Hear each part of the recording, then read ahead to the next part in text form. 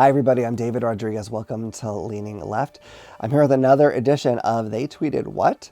Now, this time, it's going to be Charlie Kirk. If you don't know Charlie Kirk, he is one of the founders of Turning Point USA. I believe they're called that because they're trying to turn the United States into a fascist government, or at least that's how it seems by everything they seem to push. He also won a very prestigious award of being the most plastic-looking person in the entire right wing.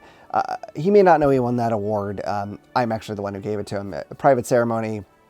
He wasn't there. I don't want to spend time with him. But hey, you got it, Charlie. You won. Congratulations. I'm really happy for you.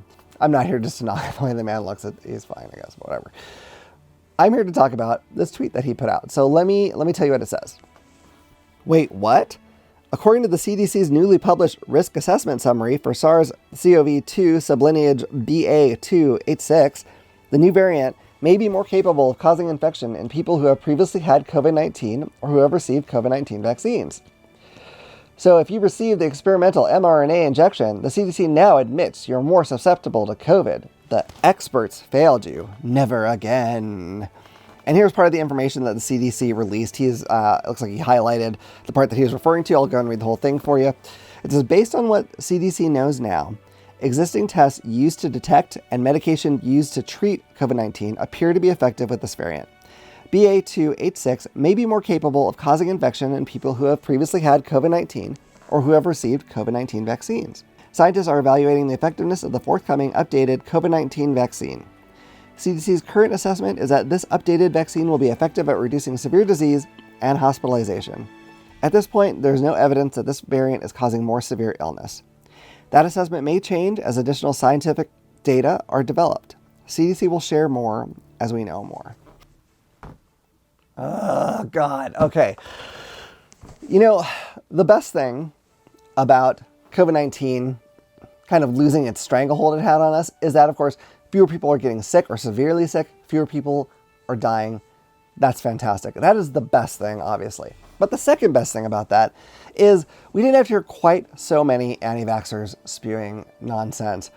And unfortunately, now that COVID is kind of spiking back up a little bit, it looks like, now we have people like Charlie Kirk and other Republicans mostly coming out with this kind of nonsense. Now, in fairness, there are two ways to read this. It's a little bit vague. You could read it the way Charlie Kirk says, where it's saying that if you've had the virus before or you've gotten the vaccine, you are more likely to catch this strain.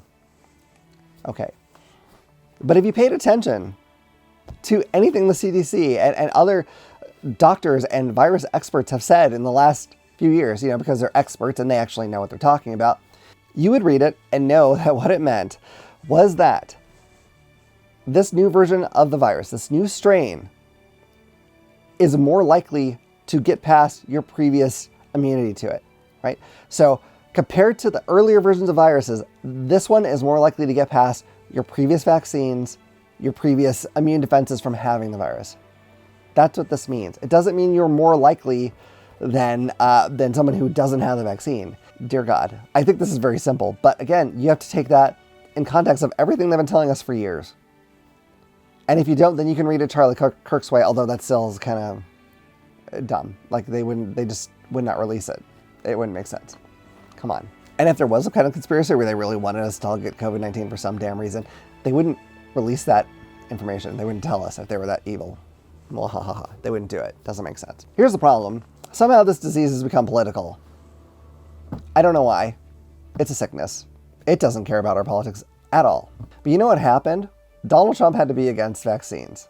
And I promise you that if he had from day one been like, we got to develop a vaccine for this thing, we got to get as many people to take it as we can, and we can get rid of this thing, and we will be safe. If he had done that, all these people who are so against vaccines now for obvious political reasons would be singing the praises of the vaccine. They wouldn't still be against it. They might tell you they wouldn't be, because Donald Trump is their one source of truth. Whatever he says. I mean, he's being believed over people's family members or religious leaders. He's somehow like this fountain of facts for them, even though he habitually lies like so much and is caught so often. But well, I digress. This is not really about Trump, but it is sad that he is such a narcissist that he couldn't admit that something bad happened on his watch, even though it wasn't his fault. And so he denied it, and even denied the scientists who tried to say it was bad when he was saying it wasn't. And so as a result, it killed a bunch of people. It put a bunch of people on the ground. That's what happened. Thank you, Donald Trump. And now people on the right are continuing it, like Charlie Kirk, like Marjorie Taylor Greene, all these people who are against vaccines and wearing masks, these minor freaking inconveniences, because they think that's how the government's trying to control us. Really? We all have a social security number. With that, if the government wanted to, they could go and basically stop all our bank accounts. It could stop everything associated with us.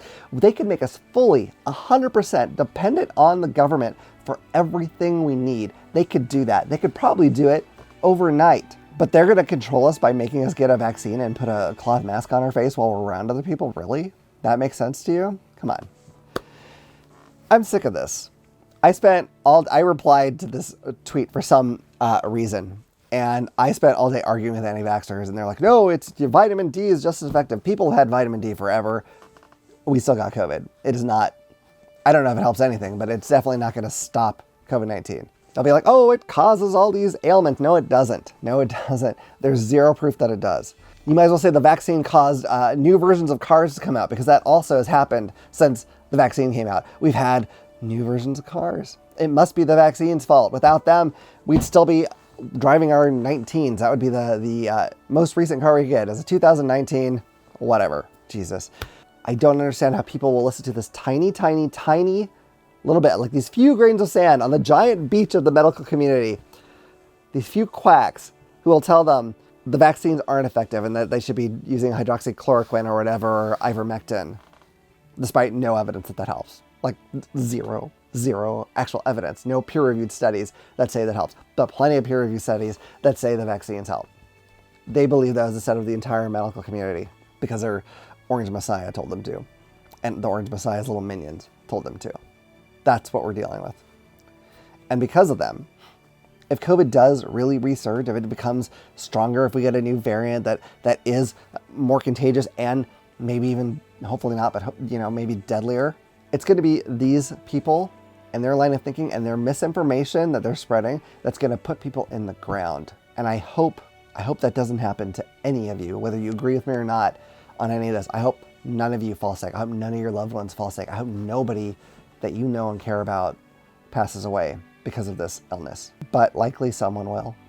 I hope when that happens, that maybe, just maybe, some of these right-wing nut jobs will have a little come to Jesus meeting and realize that that's on their hands.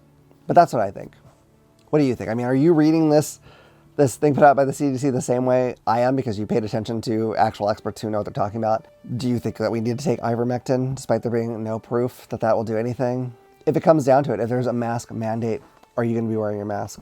I will. I hate wearing masks. Everyone hates wearing masks, but it's a minor inconvenience to protect our neighbors, even as they angrily shout that they shouldn't have to do it. Anyway, I do hope you've enjoyed this video. If you have, please hit like and subscribe and click the bell icon so you can know about the next time I put out a video. But in the meantime, stay woke, stay vigilant, keep fighting, and remember, if you keep leaning left, you'll always be right.